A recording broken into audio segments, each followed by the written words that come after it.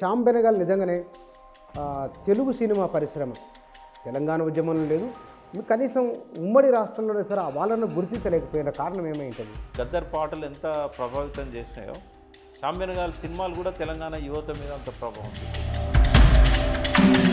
పుష్ప 2 తర్వాత అనంతరం జరిగిన పరిణామాలలో ముఖ్యమంత్రి, ప్రభుత్వము, రాజకీయ పార్టీలు వాళ్ళ వాద ప్రతిపాదనలు చూస్తే మీకేమని?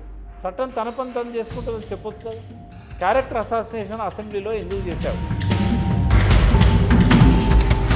ఒక ఘటన జరిగినప్పుడు ఈయన జరిగితే సినిమా వాళ్ళు ఇక్కడ కూడా వెళ్ళాలి. హీరో ఇంటికి వెళ్ళడం ఎంత ముఖ్యమో ప్రేక్షకుడు కదా, ప్రేక్షకులే దేవుళ్ళు అంటారు కదా. అల్లు అర్జున్ సపోర్ట్గా మాట్లాడట్లేదు, రేవంత్ రెడ్డి వైఫల్యాన్ని ఎత్తి చూపుతారు. సంధ్యా థియేటర్ దగ్గరికి రావద్దు అని పోలీసులు సినిమా థియేటర్ యాజమాన్యానికి అల్లు అర్జున్కు చెప్పినాము, అయినా కూడా వచ్చిండ్రు వాళ్ళు అని. ఒకటి, ఆయనకి వీళ్ళు ఇచ్చిన ఉత్తర్వులు అందకపోవాలి, ఇన్ఫర్మేషన్ తెలియకపోవాలి. రెండవది, తెలిసినా కూడా నన్ను ఎవరు ఆపుతారో చూస్తా అనే ఒక గర్వం అన్న కావాలి. బట్ అల్లు అర్జున్, రేవంత్ రెడ్డి ఒకవేళ అదే నిజమైతే కాదాన్ని పట్టించుకుంటాడా? ఇప్పుడు అల్లు అర్జున్కు ఫ్యాన్స్ ఒక్క తెలుగులోనే లేరు.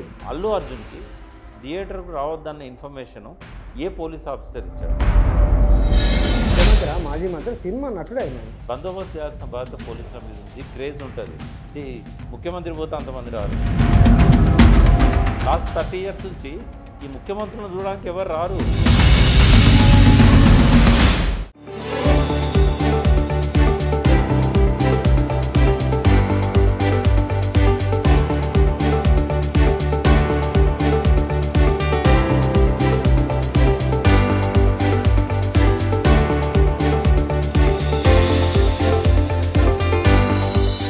నమస్తే. మన తెలుగువారు, తెలంగాణ, హైదరాబాదీ ప్రఖ్యాతిగాంచిన దర్శకులు శ్యామ్ బెనగల్ ఇవాళ తెలుగు సినిమా లేదా భారతీయ సినిమా ప్రపంచవ్యాప్తమైంది. ప్రపంచవ్యాప్తంగా సినిమాల్లో ఒక మోడల్గా నిలబడి ఉన్నది. వాస్తవానికి సినిమా ఒక రంగుల ప్రపంచం. ఈ రంగుల ప్రపంచంలో సాధారణ మనుషుల జీవితము ఉంటుందని చెప్పిన అతి కొద్ది మంది దర్శకుల్లో ఒకరు ఇద్దరు భారతీయ దర్శకుల్లో శ్యామ్ బెనగల్ ఒకరు. ఆయన జీవితము, అంత పెద్ద స్థాయి రావడానికి ఆయనకున్న నేపథ్యం ఏమిటి, తెలంగాణ సమాజం ఆయన పట్ల ఏ విధమైన ప్రభావాన్ని చూయించింది, వీటితో పాటుగా సినిమాకు సంబంధించిన మరికొన్ని విషయాలు తెలుసుకుందాం. మన దగ్గర సామాజిక, రాజకీయ, ఆర్థిక రంగాల నిపుణులు, చరిత్ర పరిశోధకులు వి ప్రకాష్ గారు ఉన్నారు. వారిని అడిగి తెలుసుకుందాం. సార్ నమస్కారం. నమస్తే కూర్చోన్న. సార్, సినిమా గురించి మిమ్మల్ని అడగడం సాహసమని నేను అనుకుంటున్నా కదా, మీకు అన్నిటి మీద అవగాహన ఉన్నది. శ్యామ్ బెనగల్ హైదరాబాదీ, తెలంగాణకు సంబంధించిన వారు, తెలుగువారు. వారి జీవితం మీకు తెలిసినంత వరకు చెప్పండి. శ్యామ్ బెనగల్ మీరు అన్నట్టు పక్కా తెలంగాణ. అతను పుట్టింది ఇక్కడే, పెరిగింది ఇక్కడే, ఆ సినిమాలు తీయడం నేర్చుకున్నది కూడా ఇక్కడే. ఆయన 90 ఏళ్ళు ఇవాళకి, దాదాపు 90 ఏళ్ళ వయసులో ఆయన నిన్న మరణించారు. ఈరోజు అంత్యక్రియలు ఉన్నట్టున్నాయి. ముంబైలో చనిపోయాడు. ఆయన పుట్టింది తిరుమలగిరి, సికింద్రాబాద్ తిరుమలగిరి, అంటే మనము కరీంనగర్ పోయే రోడ్ బొలారం. మరి వాళ్ళ ఫాదర్ ఎక్కడి నుంచి వచ్చారో మనకు తెలియదు. తెలంగాణ మారుమూల గ్రామం నుంచి వచ్చిండా, లేకుంటే వేరే స్టేట్ నుంచి వచ్చిండా. బట్ 1930sలో ఆయన జననం జరిగింది. ఆ తర్వాత ఉస్మానియా యూనివర్సిటీలో ఆయన బాల్యంలో చదువంతా ఇక్కడే, ప్రైమరీ స్కూల్ కానీ, హై స్కూల్ కానీ. MA ఎకనామిక్స్ చేశాడు ఉస్మానియా యూనివర్సిటీలో, ప్రీ ఇండిపెండెన్స్, స్వాతంత్రం రాకముందే. సో 12వ ఏటనే ఆయన కెమెరా పట్టుకొని ఆ రోజుల్లోనే ఆ సినిమా తీయాలనే ఒక అభిలాషతోని తీయడం మొదలుపెట్టాడు. వెరీ యంగ్, హై స్కూల్లో ఉన్నప్పుడు. తర్వాత మొట్టమొదటి సినిమా అంకుర్ నాకు తెలిసి 73, 74 ఆ టైంలో వచ్చింది. ఫస్ట్ పిక్చర్ చూశాను నేను. ఆయన అదే తీసిన ఫస్ట్ ఫిలిం వరంగల్లో ఇంటర్మీడియట్ చదువుతున్నా. ఇంటర్మీడియట్ చదివేటప్పుడు ఆయన ఫస్ట్ ఫిలిం చూడగానే చాలా గొప్పగా అనిపించింది. ఎందుకంటే ఒక హిందీ సినిమాలో తెలుగు భాషలో డైలాగులు కొన్ని పెట్టాడు ఆయన. అయితే ఆ అంకుర్ కానీ, తర్వాత వచ్చిన నిశాంత్, తర్వాత వచ్చిన మంథన్, ఆ తర్వాత వచ్చిన భూమిక, ఇవన్నీ కూడా ఏంటంటే వరుసగా ఒక 4 సంవత్సరాలు ఏ సినిమా తీసినా కూడా ఒక 1 ఇయర్ ఆయన దాని మీద వర్క్ చేసేవాడు. స్క్రిప్ట్ చాలా అద్భుతంగా ఉండేది. ప్రతి సినిమా కూడా తెలంగాణ బ్యాక్‌డ్రాప్. అన్ని సినిమాలు ఇక్కడనే హిందీలో వచ్చినా కూడా హిందీ సినిమాలే. అన్ని హిందీ సినిమాలే ఆయన తీసినయి. తర్వాత కాలంలో చాలా వచ్చాయి. అయితే ఈ 'అంకుర్' గాని, 'నిశాంత్' గాని ఈ తెలంగాణలో ఉన్న ఫ్యూడల్ సిస్టమ్ మీద ఈ భూస్వామ్య వ్యవస్థ అప్పుడప్పుడే ఈ నక్సలైట్ ఉద్యమాలు వచ్చిన సందర్భం.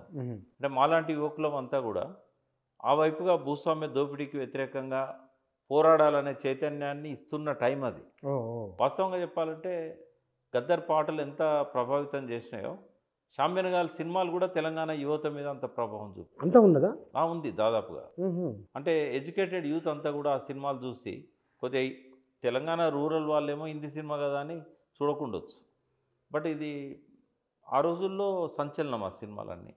'అంకుర్' ఒక సంచలనం, 'నిశాంత్' ఒక సంచలనం. ఆ భూస్వామ్య ఫ్యూడల్ సంస్కృతికి వ్యతిరేకంగా కొన్ని లవ్ స్టోరీస్ బ్యాక్‌డ్రాప్‌లో ఈ సినిమాలు ఉండేది. చాలామంది స్మితా పాటిల్, షబనా ఆజ్మీ, వీళ్ళు పేర్లు మర్చిపోయినా మన ఓంపురి, ఇంకో ఇద్దరు విలన్లు ఉండేవాళ్ళు, నజరుద్దీన్ షా, వీళ్ళందరినీ ఇంట్రడ్యూస్ చేసి పాపులర్ చేసింది షాంబెనగాల్. చాలా గొప్ప నటులను. ఓంపురి ఎంత గొప్ప నటుడు అసలు. ఆయన ముఖం చూస్తే వాడు సినిమాలకు రానియాడు. నీ అన్ని మచ్చలు ఏందే నువ్వు అందంగా లేవంటారు. నజరుద్దీన్ షా ఎంత గొప్ప నటుడు. ఇంకా చాలామంది ఉన్నారు ఆయన ఇంట్రడ్యూస్ చేసిన వాళ్ళు, బాగా ఎదిగిన వాళ్ళు. Is the pride of Telangana. Telangana చరిత్ర ఉన్నంత వరకు అతని జీవితం ఉంటుంది. ఎందుకంటే ఇక్కడ ఆయన సికింద్రాబాద్ ఆల్ఫా హోటల్ కాదు, సికింద్రాబాద్లో దక్కన్ క్రానికల్ పోతుంటే మూల మీద ఒక డైమండ్ హోటల్ అనుకుంటా, డైమండ్ కేఫ్ ఏదో కేఫ్ ఉంది, ఇప్పటికి ఉంది ఆ కేఫ్. అయితే ఆయన ఎప్పుడు అందులోకి వచ్చి బన్ ఛాయ్, డబల్ రొట్టె ఛాయ్ దాక్కుంటూ ఆ స్క్రిప్ట్లు రాసుకునేటోడు. అక్కడనే హోటల్లో కూర్చొని. ఇప్పుడు ముంబైకి షిఫ్ట్ అయినాక కూడా ఆయన ఎప్పుడు హైదరాబాద్కి వచ్చినా అక్కడ పోయి ఛాయ్ తాగి ఆ స్క్రిప్ట్ రాసుకుంటూ ఉండేవాడు. అయితే ఆయనకు వెరీ బిగినింగ్లోనే రెండో సినిమా మూడో సినిమా తీయగానే నిశాంత్, భూమిక కంటే ముందే మంథన్, ఆ సినిమా కాగానే ఆయనను గౌరవించింది ప్రభుత్వం, కేంద్ర ప్రభుత్వం ఆయనను పద్మశ్రీతో సత్కరించింది. ఆ తర్వాత డిస్కవరీ ఆఫ్ ఇండియా బుక్కును, నెహ్రూ రాసిన డిస్కవరీ ఆఫ్ ఇండియా బుక్కును, అంటే చాలామంది మనం ఏమనుకుంటామంటే చాలా గొప్పగా రాశాడు అనుకుంటాం కానీ చదవం. నేనైతే ఇప్పటికి నేను కమిట్ అవుతున్నా. నేను 50 ఏళ్ళ కింద ఆ బుక్కును కొన్నాను, మళ్ళీ 30 ఏళ్ళ కింద కొన్నా, 20 ఏళ్ళ కింద కొన్నా. బట్ ఆ బుక్ని ఇప్పటివరకు చదవలేను.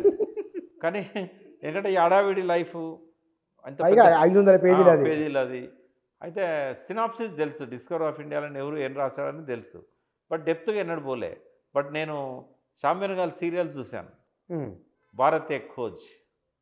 ఆ డిస్కవరీ ఆఫ్ ఇండియా ఆధారంగా ఆర్యన్స్ ఈ దేశానికి ఎట్లొచ్చారు, ఆనాటి చరిత్ర, సింధులోయ నాగరికత కాలం నుంచి డిస్కవరీ ఆఫ్ ఇండియాలో ఆయన రాశాడు. దాన్ని ఈయన పిక్చరైజ్ చేశాడు, చాలా అద్భుతంగా తీశాడు. ఇప్పటికీ మీకు షాంబెనగాల్ భారత్ ఎక్ ఖోజ్ అని కొడితే సీరియల్స్ అన్నీ మీరు యూట్యూబ్లో చూడవచ్చు. ఇప్పటికీ ఎంత అద్భుతంగా అప్పటి గ్రామీణ జీవితాన్ని ఎట్లా చిత్రించాడు. ప్రిమిటివ్ సమాజం అది, ఆర్యన్ సంస్కృతి, ఇక్కడ ద్రావిడ సంస్కృతి, వాళ్ళు ఎట్లా ఇక్కడికి దాడులు చేశారు. అలా నెహ్రూ రాసిందంత కరెక్ట్ అని నేను చెప్పను, బట్ నెహ్రూ రాసిన దాన్ని యథాతథంగా ఆయన చిత్రించాడు. ఏమన్నా అడిషన్స్ చేశాడా లేదా చరిత్రకారులే చెప్పాలి. బట్ వెరీ ఇంట్రెస్టింగ్ భారత్ ఎక్ ఖోజ్. ఆ తర్వాత ఆయన దాదాసాహెబ్ ఫాల్కే అవార్డు వచ్చింది. చాలా తక్కువ మందికి వస్తుంది అది. ఫస్ట్ తెలంగాణలో జయరాజ్కి వచ్చింది దాదాసాహెబ్ ఫాల్కే అవార్డు.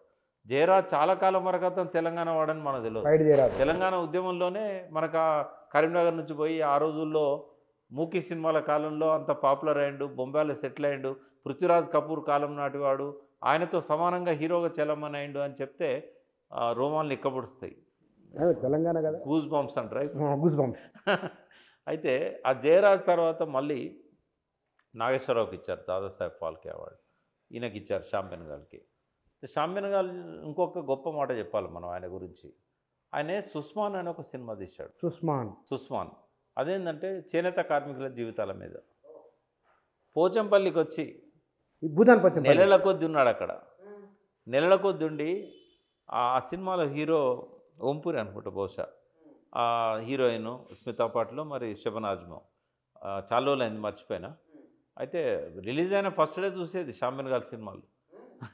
అయితే ఆ జనం సుష్మాల్ బాగా వచ్చేదా? అంటే క్వాలిటీ పీపుల్ వచ్చేవాళ్ళు. సెలెక్టివ్ పీపుల్ ఎడ్యుకేటెడ్ వచ్చేవాళ్ళు. పీపుల్. అని అన్నీ కూడా ఇట్లా గుంపుల కొద్ది థియేటర్‌లో రిలీజ్ అయ్యేటివి కావు. ఒక థియేటర్‌లో అంటే వచ్చేది. బాహుబలి, పుష్ప టైప్ కాదు. కాదు. హ్మ్. ఒక థియేటర్‌లో వచ్చేది. చూసొచ్చిన తర్వాత మౌత్ పబ్లిసిటీ ఎక్కువయ్యేది. ఆ! కొంతమందికేమో షాంబెన్ గారు ఎట్లాంటి సినిమాలు తీస్తాడో ఆయన ముద్ర తెలుసు. ఇప్పుడు 'సత్యజిత్ రాయ్' ఉన్నాడు. ఆయనను అభిమానించేవాళ్ళు షాంబెన్ గారిని అభిమానించేవాళ్ళు. ఎందుకంటే బెంగాలీ రూరల్ లైఫ్‌ని కళాత్మకంగా చిత్రించింది 'సత్యజిత్ రాయ్.' భారతదేశం గర్వించదగ్గ దర్శకుడు. దర్శకుడు ఆయన. ఆ 'సత్యజిత్ రాయ్' వీళ్ళందరికీ ఆదర్శం. షాంబెన్ గారికి, మృణాల్ సేన్ కేరళ వీళ్ళందరికీ ఆదర్శం 'సత్యజిత్ రాయ్.' సో ఆయనకి ఏమాత్రం తగ్గకుండా సినిమాలు తీశాడు షాంబెన్ గారు. 'సుస్మాన్' తీసినప్పుడు పోచంపల్లిలో కంటిన్యూగా హీరో, హీరోయిన్ వాళ్ళు ఇంపార్టెంట్ యాక్టర్స్ యూనిటు నెలల కొద్దీ ఉన్నది పోచంపల్లిలో. ఇప్పటికి పోచంపల్లి వాళ్ళు ఇవాళ చాలామంది బాధపడుతూ ఉంటారు. షాంబెన్ గారితో వాళ్ళకు నిత్య సంబంధాలు ఉండేటివి. హుహు. చాలామంది జీవితాలను ప్రభావితం చేశాడు షాంబెన్ గారు. అక్కడ హీరోయిన్ అనుకుంటా చీర ఎట్లా నేయాలనో ఓంపురియో నేర్చుకొని ఆ చీరను ప్రజెంట్ చేశారు. వాళ్ళ ఆ హీరో వాళ్ళ జీవితాలతో ఎంత మమేకమైందంటే రోజు కొద్దిగా సినిమా అయిపోయే వరకు ఆ చీరను నేర్చుకున్నాడు. నేర్చుకున్నాడు, నేసిండు. హ్మ్. సో మళ్ళీ చూడొచ్చు 'సుస్మాన్' దొరుకుతుంది మనకు ఫిలిము. అంటే అంత గొప్ప సినిమాలు తీశాడు. అంటే ఒక తెలంగాణ వ్యక్తి అయి ఉండి ఇక్కడ గుర్తింపు రాక ఇక్కడ తెలుగు సినిమాలలో ఆయనకి ఏం ఆదరణ రాలే. ఎందుకంటే ఆంధ్ర పెత్తనం జరుగుతున్న రోజులు అవి. హ్మ్. హ్మ్. అటువంటప్పుడు ఆనాడు పైడి జయరాజ్ కానీ ఎర్లీ డేస్లో తర్వాత వచ్చిన షాంబెన్ గారు కానీ వీళ్ళు బాంబే ఫిలిం ఇండస్ట్రీకి పోయి దేశాన్ని శాసించారు. వాళ్ళు సినిమా రంగాన్ని శాసించారు. మొఘల్ ఆఫ్ దక్కన్ అంటారు ఆయనను. అవును. కానీ అంత అంత స్థాయికి వెళ్ళిన వాళ్లకు ఒక తెలుగులో సబ్ రీజియన్ ఆంధ్ర. వాళ్ళ చేతులకు ఎట్లా వెళ్ళిపోయింది మొత్తం ఇండస్ట్రీ అంతా? అంటే ఆయన ప్రతిభను దేశం అంతా గుర్తించింది. వాళ్ళు తప్ప. కానీ ఒక మన తెలుగు వాళ్ళు తప్ప. తెలంగాణ రాష్ట్ర సమితి ఏర్పడి అధికారంలోకి వచ్చిన తర్వాతనైనా ఇటువంటి వాళ్ళను గౌరవించుకోవాల్సిన అవసరం ఉండే. బట్ అది ఎన్నడూ జరగలేదు. నాకు చాలా బాధ ఏమనిపిస్తుందంటే మీరు నన్ను అంటారు కానీ కేసీఆర్‌ను బాగా తారీఫ్ చేస్తాడు, పొగుడుతాడని. మంచిని మంచి అని చెప్తా, చెడుని చెడని చెప్తా. నాకు కేసీఆర్ పట్ల బాగా కోపం వచ్చిన ఒక సందర్భం ఉంది. ఇప్పుడు మీరు అడిగితే కూడా ఎప్పుడెప్పుడు? ఏ నాయకుని మీద మీకు బాగా కోపం ఎప్పుడొచ్చిందంటే కేసీఆర్ మీద నేను ఫస్ట్ చెప్పేది ఏంటి తెలుసా? హ్మ్. చంద్రబోస్‌కి ఆస్కార్ వస్తే గౌరవించలేదు. ఇలా మనం గొప్ప అంటున్నాం. అచీవ్‌మెంట్ అది. ఇలా తెలంగాణ అల్లు అర్జున్ ఏదో ఈ బాధ పెడుతున్నది గవర్నమెంట్ అని అంటున్నాం. వాస్తవం అది. కానీ చంద్రబోస్ ఎంత బాధపడ్డాడు తెలుసా? హ్మ్. చంద్రబోస్ నాకు ఆస్కార్ తీసుకున్నాక అమెరికాలో కలిశాడు. ఆస్కార్ తీసుకున్న ఒక 4, 5 రోజులకే న్యూజెర్సీలో. హ్మ్. నేను డైరెక్ట్ అన్నా, మీరు హైదరాబాద్ రాగానే ఫస్ట్ ఎయిర్పోర్ట్ నుంచి కేసీఆర్ గారి ఇంటికి రావాలి. మీకు ఆయనతో ఫిల్ స్టేషన్ ఏర్పాటు చేస్తా అని చెప్పాను. హ్మ్. కానీ వీళ్ళెవరు నా ఫోన్లు ఎత్తిన పాపన పోలే, మెసేజ్ పెడితే రిప్లై ఇవ్వలేదు. తర్వాత గంగుల కమలాకర్ గారు మంత్రి, ఆయనకు చెప్పాను. ఆయన చాలా ట్రై చేశాడు. ఆయన కూడా కమిట్ అయ్యాడు చంద్రబోస్కి. ఎయిర్పోర్ట్ నుంచి నేరుగా రావాలన్న ప్రగతి భవన్ కానీ ఎంతో హోప్తో చెప్పాము మేము. ఇప్పుడు ఎందుకో ఆయన అసలు ఈ పివి సింధుకు, సానియా మిర్జాకు వీళ్ళందరికీ కోటి రూపాయలు ఇచ్చినవాడు ఒక ఆస్కార్ అంటే ఏందది? ఇంకోటి ఆస్కార్ దేనికి వచ్చింది? రచనకు వచ్చింది, సంగీతానికి. రచనకు వచ్చినప్పుడు ఇప్పటివరకు దేశాన్ని పాలించిన ముఖ్యమంత్రులలో సాహిత్యం పట్ల అభిమానం ఉన్న ఒకరిద్దరిలో కేసీఆర్ ముందుంటాడు. పాట విలువ తెలుసు, రచన విలువ తెలుసు, పాటలో పదాలను సమకూర్చగలిగే తెలివి ఉంది. చంద్రబోస్ పాటలను కూడా సంస్కరించగలిగేంత తెలివి ఉన్నాడు. మరి ఎందుకు ఆయనను గౌరవించలేదు అనేది అర్థం కాదు. ఆయన నోటీస్ తీసుకుపోలేదా అంటే మినిస్టర్ గారు తీసుకెళ్ళారు. అంటే చెప్పినట్టా? ఎన్నోసార్లు నేను మెసేజ్ పెట్టాను సంతోష్కి. బట్ చంద్రబోస్ను గుర్తించలేదు. రీజన్ ఏమైండొచ్చు? ఇది ఒక సందర్భం. రెండవ సందర్భం ఏంటంటే ప్రపంచ తెలుగు సభలు చేశారు కదా, తెలుగు మహాసభలు. అందరిని పిలిచారు కానీ చంద్రబోస్ను పిలవలేదు. ఆయన ఎన్నోసార్లు బాధపడ్డాడు. అప్పుడు అన్నా నేను ఆస్కార్ తీసుకున్నాక, సరే అప్పుడు గౌరవించలేదు, ఇప్పుడు నీకు డబల్ గౌరవం నీకు వస్తుంది. నాకు ఏ నమ్మకం అంటే పివి సింధును, సానియా మిర్జాన్ లాంటి వాళ్ళను ₹1 ఇచ్చి వాళ్ళని గౌరవించిండు కదా, ₹1 ఏ పైన పర్లేదు, ఓ షాల్ కప్పి గౌరవిస్తాడు అనే నమ్మకంతో అని చెప్పినా నేను. అప్పుడు నువ్వు అవమానం జరిగిందని బాధపడ్డావు, ఇప్పుడు అది భర్తీ అవుతుంది అంటే ఏందన్నా తెలంగాణ అంటే తెలంగాణలో ఎవరు ఏంది అనేది ముఖ్యమంత్రి తెలియకపోతే ఎట్లా? సినిమా రంగంలో వేటూరు సుందరరామూర్తి సిరివెన్నెల తర్వాత ఆ స్థానంలో ఉన్న వ్యక్తి చంద్రబోస్. ప్రపంచ తెలుగు మహాసభలకు ఆహ్వానం ఉండదు. ఎందుకు అట్లా? ఏమైందో తెలియదు. ఆయన ఎవరిని నమ్ముకుంటాడో, వాళ్ళు ఏం రాసిస్తారో, ఏ పేర్లు పెడతారో. దేశపతి గారిని అడిగితే పొరపాటు అయిందని అన్నాడు.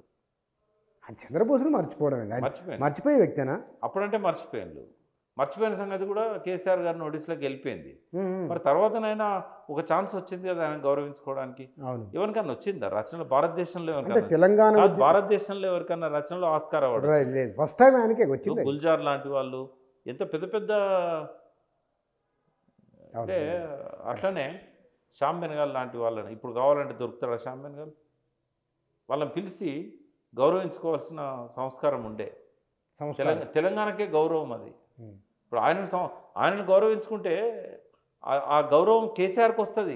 శ్యామ్ బెనగల్ కొత్తగా వచ్చేది ఏమి ఉండదు. తనకన్నా అంటే ఇవాళ నాకు బాధతో మాట్లాడుతున్నా, ఎందుకంటే ఆయన చనిపోయింది కాబట్టి అది జీర్ణించుకోలేని వాస్తవం. ఎందుకంటే అంత బాగా గౌరవించడం మనసులో. సో తిరిగి రారు కదా చనిపోయిన వాళ్ళు. మనం ఒక మంచి అవకాశాన్ని మిస్ అయినాం. శ్యామ్ బెనగల్ లాంటి వాళ్ళు ఇంకెంతమంది ఉన్నారు. వాళ్ళను తెలంగాణ మట్టి బిడ్డలు ప్రపంచ స్థాయికి ఎదిగిన వాళ్ళను గౌరవించుకోవడం అనేది ఈ రాష్ట్ర ముఖ్యమంత్రుల కనీస ధర్మం. సరే ఆయన చేయలేని పనులు ఏమైనా ఉంటే రేవంత్ రెడ్డి గారు చేయాలి. ఇటువంటి వాళ్ళు ఇంకెక్కడెక్కడున్నారో వాళ్ళని తీసుకొచ్చి గౌరవించుకోవాల్సిన బాధ్యత ముఖ్యమంత్రి మీద ఉంటుంది. ఇక్కడ మీరు మాట్లాడుతూ అన్నమాట ఒకటి, నేను మళ్ళీ తర్వాత దానికి వస్తాను. ఆంధ్ర తెలంగాణ ఏమిటో నెక్స్ట్ వస్తాను నేను. ఈ శ్యామ్ బెనగల్ సినిమాలు తెలంగాణ బ్యాక్ డ్రాప్ ఉండడానికి ప్రధానమైన కారణం ఏమిటి అంటే ఆయనకు? శ్యామ్ బెనగల్ ఆయన పుట్టింది పెరిగింది హైదరాబాద్ తిరుమలగిరి అయినా కూడా గ్రామీణ జీవితాలను బాగా చూశారు. అది గ్రామీణ జీవితాన్ని. ఇంకోటి ఆయన ఇక్కడ ఊహ తెలిసిన కాలం ఏంటంటే, అంటే 1930s నాటికి విపరీతమైన ఫ్యూడలిజం, నిజాం పాలన, భూస్వాముల అకృత్యాలు, కరీంనగర్, వరంగల్ ఈ చుట్టుపక్కల అంతా కూడా ఆ జమీందారీ సాయుధ పోరాటం, తెలంగాణ సాయుధ పోరాటం, ఆయన వీటన్నిటి ప్రభావాలు ఆయన 15-12 ఏళ్ళు ఉన్న వయసులో ఆయన మీద పడ్డాయి. ఇవన్నీ జాతీయోద్యమ ప్రభావం కూడా ఉండాలి ఆయన మీద. జాతీయోద్యమం తెలంగాణలో ఎక్కువ జరగలేదు కదా. తెలంగాణలో జరిగిందంతా నిజాం వ్యతిరేక పోరాటం, ఆర్య సమాజ్, తర్వాత ఆంధ్ర మహాసభ. ఇప్పుడు ఆయన 1934 ఆ టైంలో పుట్టినట్టున్నాడు. కానీ మీలాంటి వాళ్ళపైన ఎట్లా ప్రభావం చూపించింది? మీరేమో కొంత ప్రోగ్రెస్ ఇటు లెఫ్ట్ వైపు ఉన్నారు కదా. అప్పుడు ఎంత జస్ట్ నేను 15 ఏళ్ళ వయసు, ఇంటర్మీడియట్ ఫస్ట్ ఇయర్ అంటే 16 ఏళ్ళు. ఆ టైంలో మేము ఈ వామపక్ష భావాలతోని ప్రభావితం అవుతున్నాం ఆ సందర్భంగా. అయితే మా మెయిన్ స్లోగనే భూస్వామ్య వ్యతిరేక దోపిడీ, భూస్వామ్య దోపిడీ నశించాలి, బోర్డుల మీద రాసేది ఆ రోజుల్లో. అయితే ఈ భూస్వామ్య వ్యతిరేక మా ప్రభావం మా మీద ఉంది.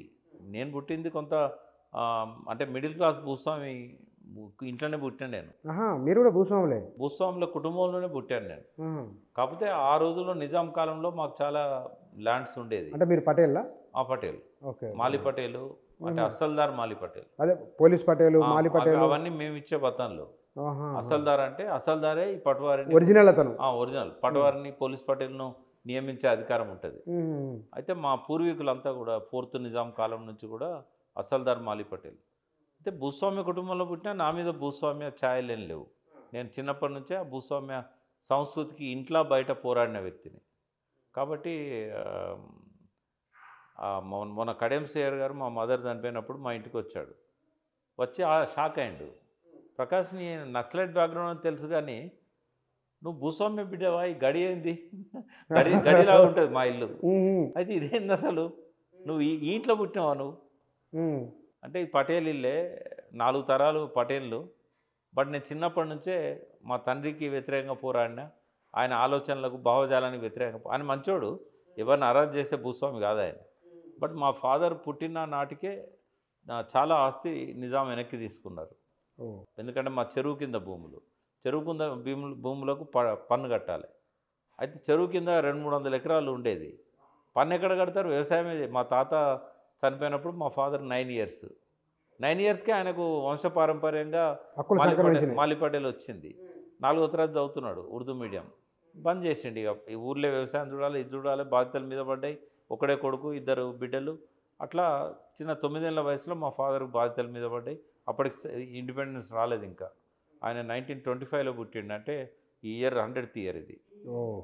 అయితే ఆ టైంలో ఆయన చిన్న పిల్లాడిగా ఉన్నప్పుడే ఈ ఫ్యూడల్ సంస్కృతి ఇదంతా ఉండే. బట్ అదృష్టవశాత్తు ఆయన మీద దాని ప్రభావం లేదు. ఆయన ఎప్పుడు కూడా భూస్వామిలాగా బిహేవ్ చేయలేదు. మీకు అసలే రాలేదు అది. కానీ ఆయన ఆర్థడాక్స్ ఉండే, పూజలు చేసేది. అట్లా నాకు ఇంట్లో ఆయన పట్ల ఒక ద్వేషభావం ఉండేది. ఎప్పుడు మేము మాట్లాడుకోలేదు. దాదాపు చిన్నప్పటి నుంచి కూడా పొడి పొడిగా మాట్లాడుకునేది. మా మదర్ మీడియేటర్గా ఉండేది ఇద్దరి మధ్య. అవునా? ఎందుకంటే ఆయన నేను ఒక భూస్వామిలాగానే చూసేవాడిని. ఆయన ఏం అరాజు చేయకపోయినా, ఎవరిని ఏం అనకపోయినా, ఆయన చిన్నప్పుడు 1, 2 ఇన్సిడెంట్స్ నన్ను బాగా ప్రభావితం చేసినాయి.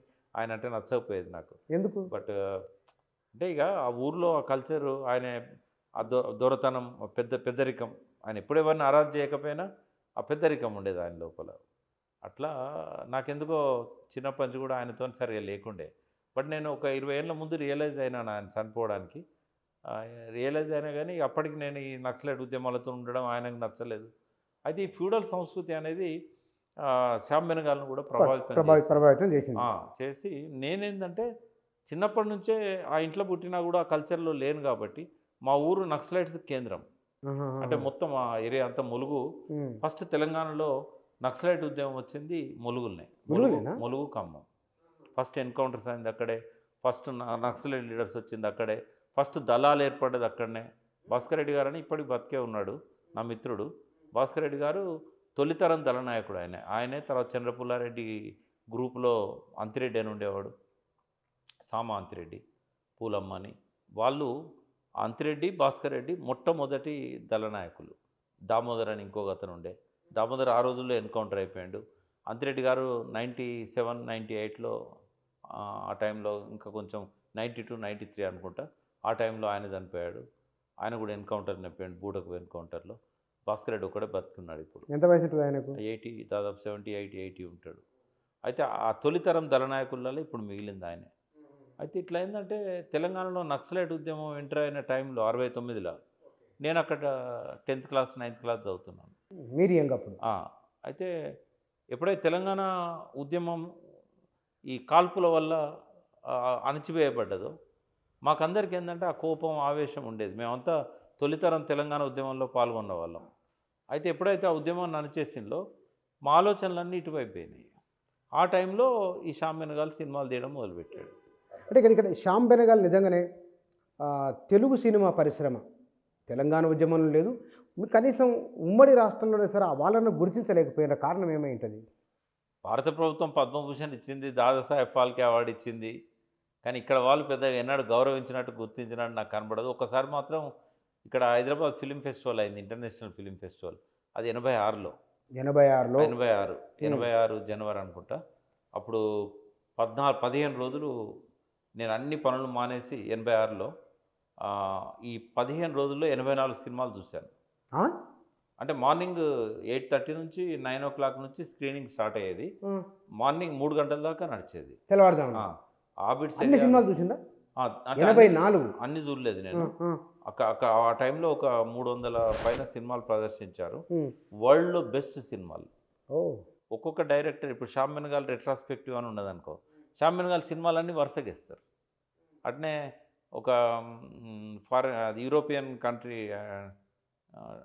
ఆయన డెన్మార్క్, అక్కడ నుంచి ఇస్తావని జాబో అని ఉండేవాడు.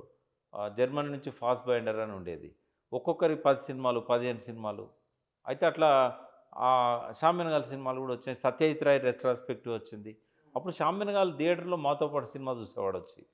అట్లా నాకు కొంచెం చనువుగా ఆయనతో ఆ టైం కొంచెం కలిసి తిరిగిందా? నేను చిన్నపిల్లవాడిని, అంటే అప్పటికి అడ్వకేట్గా స్టార్ట్ చేస్తున్నా. ఆయన దృష్టిలో నేను చాలా చిన్నపిల్లవాడిని. అయితే ఆయనను టీ తాగేటప్పుడు పక్కన కూర్చొని కాసేపు మాట్లాడడం, ఇట్లా చిన్న ఇంటరాక్షన్ ఉండేది. బాగా తీశారు సార్, మీ సినిమాల వల్ల మేము ప్రభావితమైనాం, అంకూర్ ఇట్లుంది, మంచి తెలుగు మాట్లాడేవాడు. అట్లా ఆయన హైదరాబాదీ టిపికల్ తెలుగు అర్థమయ్యేది మంచిగా. అయితే ఆయన గెటప్ కూడా చాలా అట్రాక్టివ్గా ఉండేది. ఎప్పుడూ అది ఒకటే గెటప్ మెయింటైన్ చేశాడు ఆయన. అంటే మాకు ఆయనతో ఆ రోజుల్లో ఈ కెమెరాలు, ఇవి ఫోన్లలో కెమెరాలు లేవు కాబట్టి సెల్ఫీలు తీసుకోలేదు. But it's a great occasion. అంటే ఇప్పటికీ శ్యామ్ బెనగల్ అంటే చాలా గౌరవిస్తారు. 84 సినిమాలు చూసారా మీరు 15 రోజుల్లో? 15 రోజులు 84 చూసాను. మరి భోజనం అక్కడనే, స్నాక్సే. బయట ఉండే ఇంటర్వెల్లో ఇస్తారు కదా, అవే. అంటే ఫ్రీ సినిమాలు అవన్నీ? పాస్ ఉండేది నాకు. ఆ, నేను సినిమా ఫీల్డ్ వాళ్ళతో అప్పుడు కొంచెం క్లోజ్గా అసోసియేట్ అయ్యేది కొంతమంది డైరెక్టర్స్. అప్పటికే 80లో నుంచే. నా లైఫ్ అంబిషన్ ఉండేది ఈ ఉమ్, తెలంగాణ వచ్చి నేను ఇటువైపు కొట్టుకపోయినా. ఉమ్, నేను అసోసియేట్ డైరెక్టర్ని ఫిలిం లైన్లో. ఇప్పటికీ నాది మెంబర్షిప్ ఉంది. నేను ఎప్పుడో 90స్లో ఎన్రోల్ చేసుకున్నా. మృణాల్ సేన్ లాగా, షామ్యన్ లాగా సినిమాలు తీయాలనేది నా లక్ష్యం. ఉమ్, ఉమ్, ఉమ్. మంచి స్క్రిప్టులు రాసేది, డైలాగ్స్ రాసేది, మంచి సినిమాలు ఒక 20 సార్లు 15 సార్లు చూసేది. సో వాళ్ళే నాకు ఆరాధ్యులు అప్పుడు. ఈ అరవిందన్ అని కేరళ కాంచన సీత అని తీశాడు, అవు కాంచన సీత. స్నేహలత రెడ్డి మీద ఒక సినిమా, ఇట్లా మృణాల్ సేన్ తీశాడు. అంటే వాళ్ళంటేనే నాకు, వాళ్ళే అప్పుడు కేసీఆర్లు, వాళ్ళే అప్పుడు జయశంకర్లు నాకు. తర్వాత నేను ఈ నక్సలైట్ ఉద్యమము, ఈ అడ్వకేట్ అయిన తర్వాత మళ్ళీ ఇటు డైవర్ట్ కావడము, ఆ దేవులపల్లి వెంకటేశ్వరరావు గారి ప్రభావం, తెలంగాణ ఆర్మ్ స్ట్రగుల్ ప్రభావం, ఇట్లా వచ్చి మళ్ళీ తెలంగాణ ప్రత్యేక రాష్ట్ర ఉద్యమం. ఇటువైపు వచ్చారు. లేకుంటే నేను ఆ లెవెల్లో కాకపోయినా మంచి అవార్డ్ ఫిల్మ్స్ తీసేవాడిని. కానీ ఇక్కడ మళ్ళీ సినిమాలే ఉన్నాం కాబట్టి కొంచెం ఇక్కడ నుంచి కొంచెం ఇటువైపుకి వస్తాను నేను. పుష్ప 2 మీరు ఇందాక ఆంధ్ర తెలంగాణను కూడా మాట్లాడుకున్నాము. ఈ ముఖ్యమంత్రి ఆ ముఖ్యమంత్రి కూడా చర్చకు వచ్చింది మన దాంట్లో. ఈ పుష్ప 2 తర్వాత అనంతరం జరిగిన పరిణామాలలో ముఖ్యమంత్రి, ప్రభుత్వము, రాజకీయ పార్టీలు వాళ్ళ వాద ప్రతిపాదనలు చూస్తే మీకేమనిపిస్తుంది?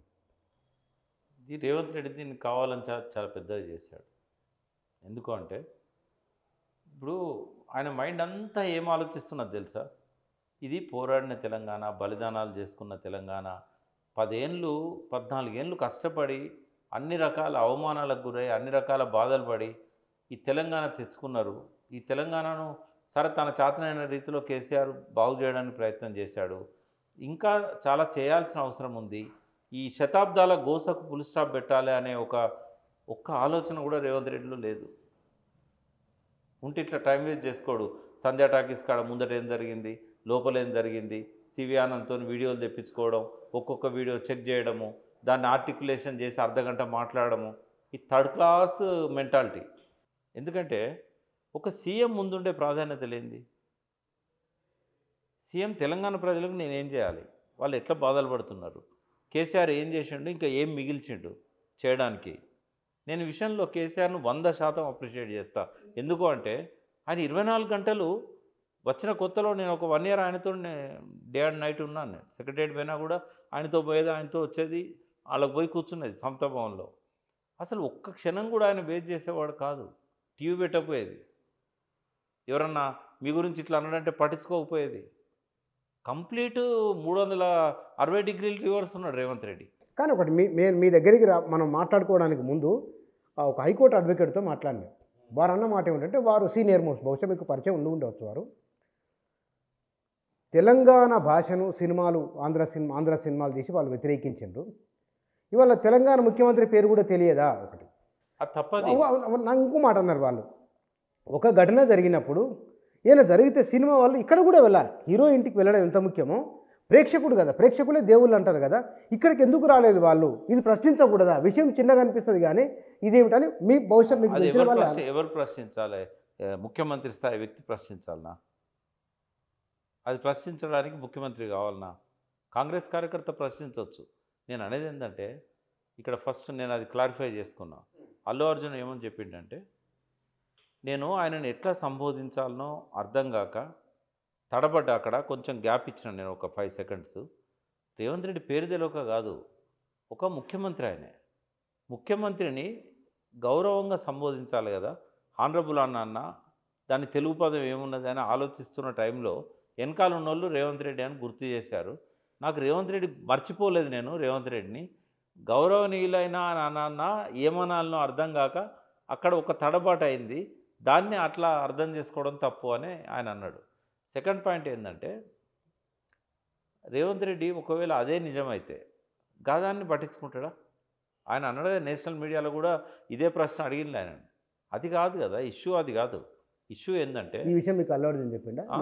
నేను ఇట్లా అల్లు అర్జున్ ఆయన ఒక ఆంధ్రలో మాజీ మంత్రి, ఆయనతో తెల్లవారు పొద్దున పోయి కలిసినప్పుడు ఆయనతో మాట్లాడాడు. ఆయన వెంటనే నేను ఆయన కలుసుకున్నప్పుడు ఇట్లా అల్లు అర్జున్ దగ్గర పోయి వచ్చిన ఇట్లా అన్నాడు అని అన్నాడు. అయితే నేను కూడా కలుస్తాను, నేను అల్లు అర్జున్ నేను కూడా కలుస్తా, క్లారిఫై చేసుకుంటా. మీకు అల్లు అరవింద్ ఫ్రెండ్ కదా? అల్లు అరవింద్ గారు పరిచయము, బట్ ఎక్కువ క్లోజ్ లేదు నేను. ఎందుకంటే అప్పుడు ప్రజారాజ్యం పార్టీ పెట్టిన టైంలో వాళ్ళతో మీరు కలుసుకునేవారు. ఉండేది. ఆహా. చిరంజీవి గారు కూడా ఆ సమయంలోనే కలిసేవాడు. అదే మెగా ఫ్యామిలీతో మీకు మంచి సంబంధాలు ఉన్నాయి. అంటే చిన్న సంబంధమే, పెద్ద సంబంధం కాదు. ఓకే. నేను ఏదున్నా అవసరం ఉంటే తప్ప ఎక్కడికి పోను. ఉమ్. వాళ్ళకేమో నాతోనేమో అవసరం పడదు. యా. అయితే ఇక్కడ ఏంటంటే కొన్ని విషయాలు క్లారిఫై చేసుకోవడానికి ఎస్ ఎస్. డెఫినెట్గా నేను పోతాను. ఆ. అయితే ఇక్కడ జరిగింది ఏంటంటే 2 విషయాలు రేవంత్ రెడ్డి బాగా చేస్తున్నాడు. ఒకటి ఏంటంటే డైవర్షన్ పాలిటిక్స్. ఆయన ఎంతసేపు ఏం వెతుకుతాడంటే ఈ తన ఫెయిల్యూర్స్ను కప్పిపుచ్చుకోవడానికి, పర్టికులర్గా అసెంబ్లీ సెషన్ జరుగుతున్నది. అసెంబ్లీ సెషన్లో చాలా సీరియస్ అలిగేషన్స్ టీఆర్ఎస్ చేసింది ఆయన మీద. లోపల కొంత చేసింది, బయట వాకౌట్ చేసి కొంత చేశారు, బహిష్కరించి కొంత చేశారు. బట్ సీరియస్ ఇష్యూస్ అవి.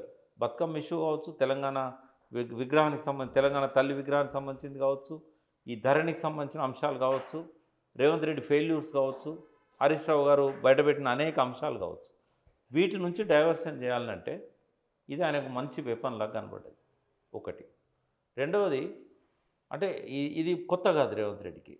ఆయన పక్కా తెనాలి రామకృష్ణుడి శిష్యుడు ఆయన. ఎందుకంటే ముట్టుకోకుండా ఒక గీతను చిన్నగా ఎట్లా చేయాలనో 500 సంవత్సరాల కింద తెనాలి రామకృష్ణుడు శ్రీకృష్ణదేవరాయలకు చెప్పాడు. ఒక పెద్ద గీత పక్కకు గీత చాలు, చిన్న గీత పక్కకు పోతుంది. ఆ గీతను మలపకుండా చిన్నగా చేయాలంటే పెద్ద గీత గీయాలి. అది మర్చిపోయి చేసినట్ట అంతే. ఏంటంటే ఇప్పటి నుంచి కాదు, ఒక వరుస క్రమం చూద్దాం మనం. ఆయన ముఖ్యమంత్రి అయిన కొత్తల్లే డిసెంబర్ 9 సంతకం పెడతా, రుణాలు తీసుకోండి, మాఫీ చేస్తా, తీసుకోకపోతే ఇప్పుడన్నా పోయి తీసుకోండి, ఇట్లాంటివి ఆయన చెప్పాడు కదా. చెప్పింది. ఎప్పుడైతే అర్థమైందో గవర్నమెంట్లోకి వచ్చినాక ఫైనాన్స్ మినిస్టరు, అదే రామకృష్ణారావు ఫైనాన్స్ సెక్రటరీ, వీళ్ళందరూ పరిస్థితి ఏందో చెప్పింది ఆయనకు. చెప్పినాక నేను ఏం చేయలేదు అనేది అర్థమైపోయినాక ఏం చేయాలి మరి, ప్రజల దృష్టిని మళ్లించాలి. ఒక్కొక్కటి నెలకొడితే ఇస్తాడు ఆయన. ఫస్ట్ ఏం చేసిండు, టీఎస్ను టీజీ చేశాడు. ఓ 10 రోజులు చర్చ జరిగింది. తర్వాత ఏం చేశాడు, జయ జయ తెలంగాణను కీరవాణితో పాడించి అదొక, ఇవన్నీ ఎవరు అడిగినాయి కాదు. టీఎస్ను టీజీ చేయమని ఎవరు అడగలే. తెలంగాణ పాటను గుర్తించినావు, గౌరవించినావు, అభినందనలు. కేసీఆర్ చేయలేని పని నువ్వు చేసినావు. కానీ ఆ పాటను మళ్ళీ పాడించడం అవసరమా?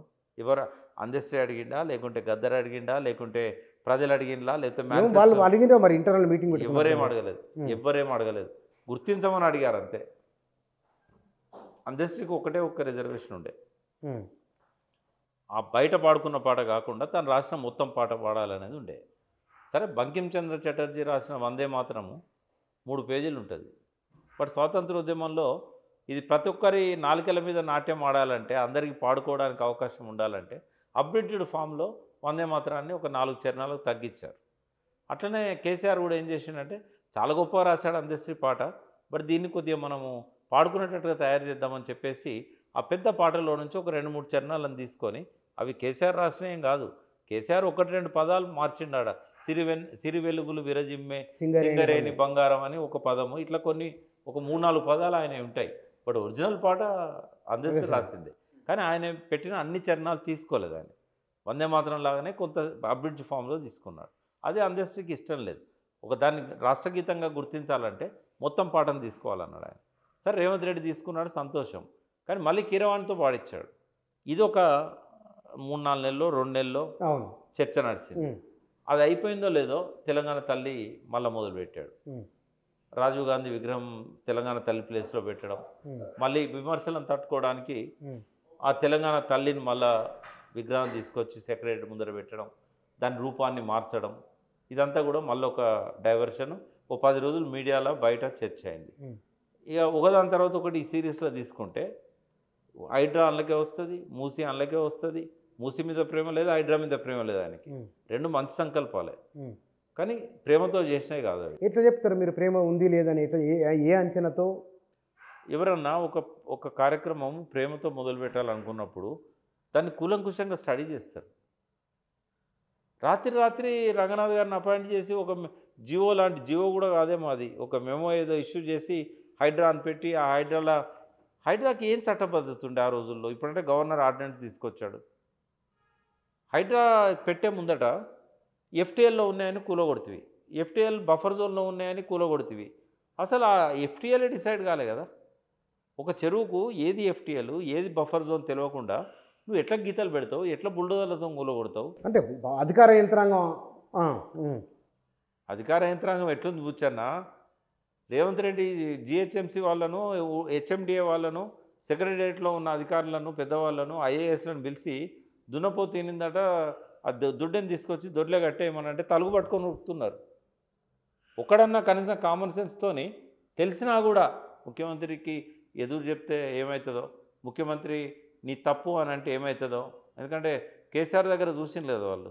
కేసీఆర్ ఇటువంటి ఓరవకపోయేటోడు కదా, రేవంత్ రెడ్డి కూడా అట్లనే కదా అనుకొని ఇక ఎస్ బాస్ తలుగు పట్టుకొని ఉరుకుతారు దున్నపోతును కాదు. వాళ్ళు నన్ను తిట్టినా పర్లేదు, ఎందుకంటే రెవెన్యూ వాళ్ళకు సోయి ఉన్నది, వాళ్ళకు తెలుసు వాళ్ళు చేసేది తప్పని. హెచ్ఎండిఏ వాళ్ళకు సోయి ఉన్నది, వాళ్ళకు తెలుసు వాళ్ళు చేసేది తప్పని. మరి ఎందుకు చెప్పారు? ఇరిగేషన్ డిపార్ట్మెంట్కి తెలుసు వాళ్ళు చేసేది తప్పని. ఎందుకు చెప్పారు ముఖ్యమంత్రికి? ముఖ్యమంత్రికి తెలియకపోతే నేను తప్పట. అధికార యంత్రాంగం తెలియాలి. మీరు 30 ఏళ్ళు 20 ఏళ్ళు సర్వీస్లో ఉన్నోళ్ళు కదా, మీరు ఎందుకు చెప్పకూడదు? ఒక్క మాట ఇక్కడ వచ్చింది కాబట్టి చెప్తున్నా. అసలు హైదరాబాద్లో ఉన్న చెరువులలో 90% ప్రైవేట్ పట్టాలు కదా, అది గవర్నమెంట్ భూమి కాదు కదా. అలా అమ్మిన లేఅవుట్లన్నీ కరెక్టే కదా, చట్టబద్ధత ఉన్నది కదా వాటికి. సుప్రీంకోర్టు జడ్జిమెంట్ 2000 సంవత్సరం తర్వాత వచ్చింది కదా. అవును. మరి నువ్వు ఎట్లా కూలగొడతావు? ఎన్ కన్వెన్షన్ ఎట్లా కూలగొడతావు? ఆడ ఉన్నది ఒక 5%ఏ వాటర్ బాడీలో ఉంది బఫర్ జోన్. అది కూడా నాకు తెలిసి ఆ వాటర్ బాడీని కూడా నోటిఫై చేసిందని నేను అనుకోవట్లేదు. ఫస్ట్ ప్రైవేట్ పట్టానా, గవర్నమెంట్ పట్టానా? రెండవది నోటిఫై చేశారా, చేయలేదా? ఎఫ్టీఎల్ ఫిక్స్ అయిందా, కాలేదా? ఏది లేకుండా ఇష్టం వచ్చినట్టు హైడ్రాన్ తీసుకొచ్చాడు. ప్రేమ ఉంటే అట్లా చేయరు కదా. ప్రేమ ఉంటే పద్ధతి ప్రకారం. అంటే మీరు అనేది మొత్తం తెలంగాణ ప్రయోజనాలకు విరుద్ధంగా వెళుతున్నారు సీఎం అని మీరు చెప్పదలుచుకున్నారా? ఆయన చేతిలో నెత్తి లేదు, కత్తి లేదు. తెలంగాణ ప్రయోజనాలను నెరవేర్చడానికి ఆయనకు సంకల్పం లేదు, దానికి కావాల్సిన డబ్బు లేదు, ఆ డబ్బు తేగలిగిన తెలివి లేదు.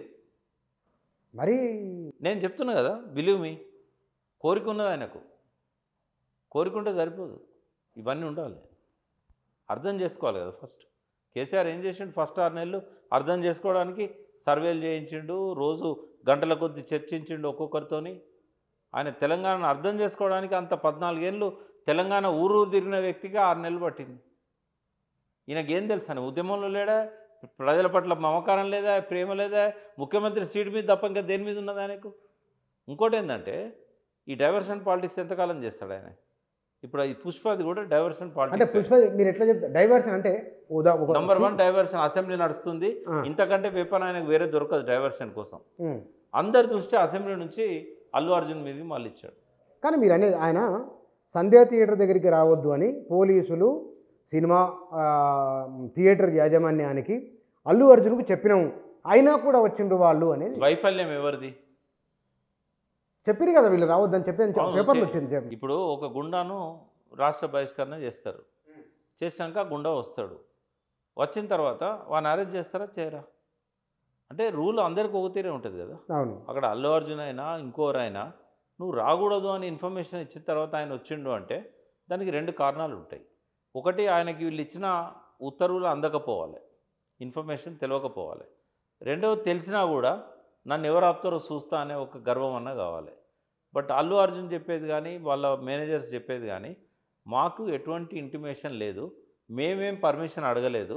ఎందుకంటే చాలాసార్లు ఫ్యామిలీతో పోయి నేను సంధ్యా థియేటర్లో సినిమా చూశాను రిలీజ్ అయిన మొదటి రోజే. ఎన్నడూ మేము ఎవరిని పర్మిషన్ అడగలేదు. బట్ అది థియేటర్ వాళ్ళు అడుగుతారు, వాళ్ళేం మాకు రావద్దని చెప్పలేదు. అల్లు అర్జున్ ఏదైనా అప్లికేషన్ పెడితే వాళ్ళ ఆఫీస్ నుంచి కానీ పుష్ప టీం నుంచి కానీ వాళ్ళు రావద్దు అని రాస్తే అది అఫెన్స్ అవుతుంది. ఆయన వచ్చిండంటే ఇన్ఫర్మేషన్ లేదు ఆయనకు. తెలియజేయాల్సిన బాధ్యత ఎవరిది? సంధ్యా థియేటర్ వాళ్ళది. పోలీసులు ఒకవేళ వాళ్ళకి చెప్పుంటే వాళ్ళకి చేయాలి, మరి వాళ్ళు చెప్పాలి. వాళ్ళు చెప్పలేదు అనుకో, పోలీసు ఎట్లా రానిస్తారు? నీకు రావద్దన్నాక ఒక సెలబ్రిటీ బయలుదేరుతున్నాడు అన్నప్పుడు ఇంటి దగ్గర కూడా నీకు పోలీసు ఉన్నారు కదా, వాళ్ళకి చెప్పాలి కదా, కమ్యూనికేట్ చేయాలి కదా. కేసీఆర్ను బయటికి రావద్దన్నప్పుడు ముందు ఆ పోలీసులే ఇన్ఫార్మ్ చేస్తారు, సార్ మీరు ఉద్యమకాలంలో సార్ మిమ్మల్ని హౌస్ అరెస్ట్ చేస్తారట, బయటికి రావద్దంటాను, మీరు ఒకవేళ వస్తే మాత్రం అరెస్ట్ చేస్తామంటాను అని కమ్యూనికేట్ చేసేవాళ్ళు. మరి ఇప్పుడు అల్లు అర్జున్కి థియేటర్కు రావద్దన్న ఇన్ఫర్మేషను ఏ పోలీస్ ఆఫీసర్ ఇచ్చాడు? ఇంటి దగ్గర ఇచ్చాడా, దారిలో ఇచ్చాడా? ఇక్కడికి వచ్చిన తర్వాత సిఐ గారు అక్కడ ఉన్నారు, ఎస్ఐ గారు ఉన్నారు, లేడీ ఎస్ఐ మోనిక, రాజునాయక అని, అవును. ఆ, వీళ్ళందరూ అక్కడే ఉన్నారు. వీళ్ళు ఆయన కారును ఆపాలి కదా, ఆపి ఏం చెప్పాలి, సార్ మీకు అనుమతి లేదు, ఇగో ఇది లెటరు, మీరు దయచేసి తిరిగి వెళ్ళిపోండి అని చెప్పాలి. చెప్పిందా? ఇది సెకండ్ పాయింట్. 2 గంటల ముందే సిఐ ఎస్ఐ అధికారులతో మాట్లాడుకొని బందోబస్తు కోసం వచ్చారు. నువ్వు అనుమతి ఇవ్వకపోతే బందోబస్తుకి ఎందుకు వచ్చినావు? చేయాల్సింది చేయకుండా ఒక నిమిషం ఇందాక మీరు అన్నట్టు నేను కంప్లీట్ చేయాలి. రాజునాయక్ పోయేసరికి ఆడ 100 మంది ఎలక్ట్రానిక్ మీడియా, ప్రింట్ మీడియా ప్రతినిధులు ఉన్నారు. వాళ్ళకన్నా చెప్పాలి కదా, అనుమతి లేదు, మీరు వెళ్ళిపోండి, మేము రానియము, అల్లు అర్జున్ గారిని రాకుండా మాకు ఉత్తర్వులు ఇచ్చారు చెప్పిల్లా? మీడియాలో స్క్రోలింగ్ వచ్చిందా? వాళ్ళని నిలగొట్టినలా అక్కడి నుంచి మీడియా ప్రతినిధులను బందోబస్తు చేయడానికి వచ్చారు. వాళ్ళు బందోబస్తు చేయడానికి వచ్చారంటే ఏంది? అల్లు అర్జున్ రావడాన్ని వాళ్ళు అడ్డుకోలేదు. ఎటువంటి ఉత్తర్వులున్నాయో మనకు తెలియదు. ఆ ఉత్తర్వులు కమ్యూనికేట్ చేయలేదు, మీడియాకు చెప్పలేదు, అల్లు అర్జున్ చెప్పలేదు, ఆయన వచ్చిండు. ఒకటి, ఇప్పుడు రోప్ పార్టీలు ఉంటాయి, వాళ్ళు బౌన్సర్లను పెట్టుకుంటే వాళ్ళ మీద వీళ్ళు ఎట్లా వదిలేస్తారు? ఇప్పుడు ఒక సెలబ్రిటీ వచ్చినప్పుడు తొక్కిసలాట జరుగుద్దనేది తెలుసు. ఇప్పుడు కేసీఆర్ పోయినప్పుడు ఏం చేస్తారు, రేవంత్ రెడ్డి పోయినప్పుడు ఏం చేస్తారు, హోమ్ మినిస్టర్ పోయినప్పుడు ఏం చేస్తారు? రోప్ పార్టీ ఉంటుంది. పోలీసులు, స్పెషల్ పోలీసులు 2 దిక్కుల తాడు పట్టుకొని మధ్యలోకి వెళ్ళి తీసుకుపోతారు. అర్థమైందా? మరి ఆయనకి ఎందుకు చేయలేదు ఆ ఏర్పాటు? వద్దనుకుంటే రానియకుండా, దిగనీయకుండా చేయాలి. దిగనిస్తే రోప్ పార్టీ ఉండాలి. రోప్ పార్టీ అంటే ఆయన ముఖ్యమంత్రి, మాజీ మంత్రి, సినిమా నటుడు ఆయన. బందోబస్తు చేయాల్సిన బాధ్యత పోలీసుల మీద ఉంది. క్రేజ్ ఉంటుంది.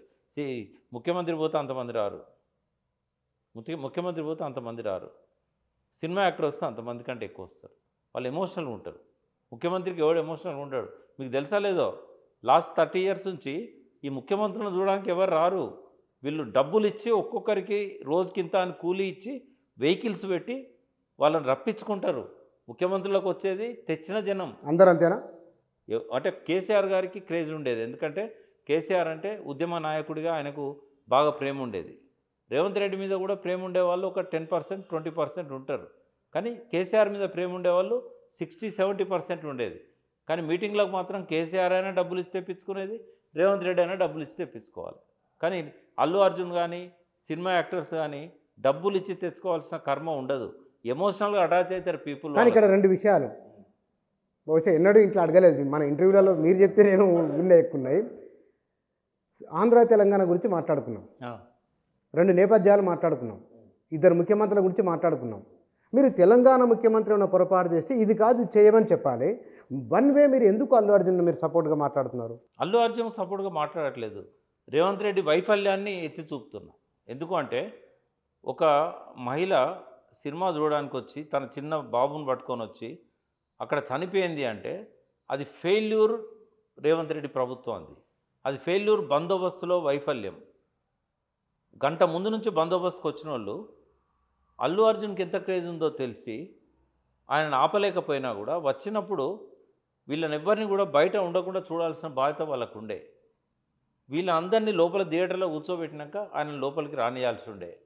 అదేమన్నా పబ్లిక్ మీటింగా లేకుంటే పబ్లిక్ ప్లేసా? అది ఆడ ఎట్లుంటుంది సంధ్యా థియేటర్ అంటే? ఆర్టీసీ క్రాస్ రోడ్లో 4 రోడ్లకు పక్కన 20 ఇరుకు, అది ఇరుకు, చాలా ఇరుకు. 2 థియేటర్లకు ఒకటే గేటు, ఎగ్జిట్ గేట్ అదే, ఎంట్రీ గేట్ అదే.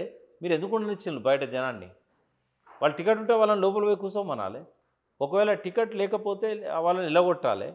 మూడవది ఏంటంటే, ఆయన వచ్చే టైంకు అది క్లియర్ చేయకపోతే ఆయనకి ఇన్ఫర్మేషన్ ఇవ్వాల్సి ఉండే. మీరు కొద్దిగా లేట్గా రండి, ఇక్కడ క్రౌడ్ బాగుంది, ఇబ్బంది అవుతుందని చెప్పాల్సి ఉండే. ఏం చేశారు వాళ్ళు? ఏం చెప్పారు? కానీ మీరు చెప్పండి సార్, దీనికి నిన్న మంత్రి సీతక్క మరికొంతమంది మాట్లాడింది. జైభీం లాంటి సినిమాకు అవార్డులు ఇవ్వరు, చట్టాన్ని వ్యతిరేకించి పోలీసులను కొట్టి పోలీసులను ఇబ్బంది పెట్టి వ్యవస్థని సవాలు చేసిన ఒక స్మగ్లర్ ఎట్లా అవార్డు ఇస్తారు? జైభీం లాంటి సినిమాకి ఎందుకు ఇవ్వరు? నెంబర్ 1. నెంబర్ 2, వాళ్ళన్నది సినిమా వాళ్లకు ప్రేక్షకుడే దేవుడు, ప్రేక్షకుడే దేవుడు. ఆ ప్రేక్షకుడు చనిపోయినప్పుడు వాళ్ళ ఇంటికి వెళ్ళి పరామర్శించాలి కదా. మా అసోసియేషన్ ఉంది. చట్టం తెలియకుండా మాట్లాడుతున్నారు వాళ్ళు, చట్టం తెలియకుండా మాట్లాడుతున్నారు. ఏముంది చట్టంలో? ఇప్పుడు ఎవరైతే ఈ మాట అన్నారో వాళ్ళు మంత్రులు కానీ ఇంకోరు కానీ చట్టం తెలియకుండా మాట్లాడుతున్నారు. ఎందుకంటే ఒక కంప్లైంట్ ఒక వ్యక్తి మీద ఇచ్చిన తర్వాత, నా భార్య చావుకు వీళ్ళు కారణం అని ఇచ్చిన తర్వాత, అందులో ఉన్న అక్యూజ్డ్ ఎవరు కూడా వాళ్ళ కుటుంబానికి పోయి పరామర్శించుడు కానీ డబ్బులు ఇచ్చుడు కానీ చేయకూడదు. చేస్తే ఏమైందంటే ఇన్ఫ్లుయెన్స్ చేయడానికి ప్రయత్నం చేసిండు అని ఇంకో కేసు అవుతుంది దాని మీద. కంప్లైనెంట్ను ఇన్ఫ్లుయెన్స్ చేయడానికి ప్రయత్నం చేసిండని ఇంకొక కేసు అవుతుంది. మనము సానుభూతితో మాట్లాడొచ్చు. చనిపోయిన ఆమె ప్రాణం చాలా విలువైంది. అందరం బాధపడదాం. ఆమె ప్రాణం తిరిగి రాదు. వీళ్ళు ఎన్ని కోట్లు ఇచ్చినా తిరిగి రాదు. ఆ పిల్లగాడు తొందరగా కోలుకోవాలని మనం ప్రార్థించాలి. బట్ పరామర్శించడానికి ఎందుకు పోలేదు అంటే అల్లు అర్జునే చెప్పిండు, నేను చెప్పాల్సిన అవసరం లేదు. మా లీగల్ టీం వద్దన్నదండి. డబ్బులు ఇస్తానంటే కూడా వద్దన్నది. ఎందుకంటే ఇన్ఫ్లుయెన్స్ చేయడానికి ప్రయత్నం చేసిండు.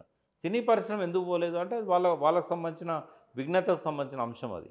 ఎందుకంటే మూవీ ఆర్టిస్ట్ అసోసియేషన్ వాళ్ళు కానీ, ఫిలిం ఎగ్జిబిటర్స్ అసోసియేషన్ కానీ, ప్రొడ్యూసర్స్ అసోసియేషన్ కానీ వాళ్ళు పోవాలి. వాళ్ళు పోయి పరామర్శించాలి. పోలేదు అంటే అది వాళ్ళ తప్పు. వాళ్ళకి ఎవరు సలహా ఇచ్చిందో ఇవ్వలేదో ఇటువంటివి అసలు జరిగినప్పుడు వాళ్ళకి పోవాలని ఆలోచన ఉందో లేదో కూడా ఉందో తెలియదు. లేదో మినిమం బాధ్యత అది. మినిమం బాధ్యత అది వాళ్ళ తప్పు. 100% వాళ్ళ తప్పది. అల్లు అర్జున్ పోకపోయినా వాళ్ళని పంపనుండే. దాన్నేం నేను వెనకేసుకురాని సపోర్ట్ చేయాలి. ఎందుకంటే మినిమం కనీస బాధ్యత. కానీ అల్లు అర్జున్ ఎందుకు పోలేదు అని అంటే ఆయన మీద అక్యూజ్డ్గా కంప్లైంట్ ఇచ్చిన వ్యక్తి ఆయన ఇంటికి పోయి పరామర్శిస్తే ఆయనను ఇన్ఫ్లుయెన్స్ చేయడానికి ఆయన ఇప్పుడు 25 లక్షలు అనౌన్స్ చేశాడు. ఆ అమౌంట్ ఇచ్చినా కూడా అది కేసు అయింది దాని మీద. ఆయన కూడా అన్నాడు, నాకు అల్లు అర్జున్ అంటే మాకు బాగా ఇష్టం అండి. నా కొడుకు అల్లు అర్జున్ ఫ్యాన్ కాబట్టే మేము కావాలని ఆ రోజు పోయినాము. మా జీతం తక్కువ ఉన్నా మేము 3,000 రూపాయలు టికెట్ కొనుక్కొని పోయినాము అని చెప్పి అన్నారు. సరే వాళ్ళ విఘ్నతకు వదిలేద్దాం. అది అటువంటి టైంలో 3,000 పెట్టి 30,000 సంపాదించే వ్యక్తి 12,000 టికెట్ 4 టికెట్లు కొనుక్కొని పోవాల్సిన అవసరం ఉందా అంటే అది ప్రజల విఘ్నతకు వదిలేద్దాం. బట్ ఆయన ఇప్పటికి కూడా ఏమన్నాడు, అవసరమైతే ఇట్లా అల్లు అర్జున్ పెడతారనుకుంటే నేను కంప్లైంట్ విత్డ్రా చేసుకుంటుంటాను అన్నాడు. విత్డ్రా చేసుకునే ఆ మాటే రావద్దు. ఎందుకంటే అల్లు అర్జున్ ఇన్ఫ్లుయెన్స్ చేసిండు అనేది ఇంకో కేసు అవుతుంది. సరే ఇక్కడ ప్రభుత్వ వైఫల్యం చెప్తున్నా నేను. బందోబస్తులో వైఫల్యం, అసెంబ్లీ నడుస్తుంది, అది పెద్ద గొడవ అవుతుంది. అందుకని ఏం చేశాడంటే ఉల్టా చోర్ కోత్వాల్, హెడ్డింగ్ అదే పెట్టండి దీనికి తమ్నేల్, ఉల్టా చోర్ కోత్వాల్. తప్పు తనది, అల్లు అర్జున్ను దాని బాధ్యుని చేసే ప్రయత్నం చేస్తున్నాడు రేవంత్ రెడ్డి. అసలు లేదు, కోపం ఎందుకుంది, కోరుకుంటున్నా ఆయన మంచి. నేనేమంటున్నా కూర్చోనా, రేవంత్ రెడ్డి అనేవాడికి ఈ ప్రపంచంలో అతి తక్కువగా అరుదైన అవకాశం రేవంత్ రెడ్డికి వచ్చింది. రేవంత్ రెడ్డి ముఖ్యమంత్రి కాకముందే నేను ఒక ఛానల్లో ఆయన జర్నీ గురించి మాట్లాడాను. నేనే చెప్పాను ఆయన ముఖ్యమంత్రి కావడానికి ఒక 10 రోజుల ముందో నెల రోజుల ముందు చెప్పాను నేను, ఈ రాష్ట్రానికి ఎప్పటికైనా ముఖ్యమంత్రి అయ్యే అవకాశం రేవంత్ రెడ్డికి ఉంటుంది, ఇప్పుడు కావచ్చు లేదా 1928లో కావచ్చు అని నేనే చెప్పాను. ఎందుకంటే ఆయన సమర్థత ఎట్లున్నా కూడా ఆయనకున్న ప్యాషన్ నాకు తెలుసు. ఆయన చిన్నప్పటి నుంచి ముఖ్యమంత్రి కావాలనే డ్రీమ్తో చేశాడు.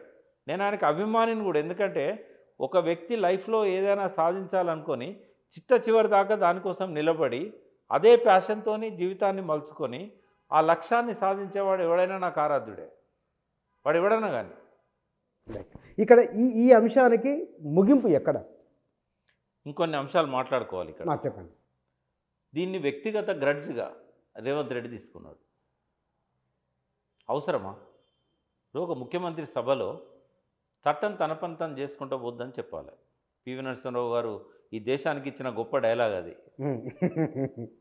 చట్టం తన పని తను చేసుకుంటుంది, ఆయన డైలాగ్ అది. ఇప్పుడు ఇమ్మీడియట్గా ఢిల్లీలో ఒక నేషనల్ మీడియా వాళ్ళు ఆయన పిలిచారు. ఈ అల్లు అర్జున్ ఇష్యూ ఫ్లేరప్ కావడానికంటే ముందు జరిగింది ఏంటంటే, ఇక్కడనేమో ఆయనను అరెస్ట్ చేశారు, అక్కడ చర్చ జరుగుతుంది.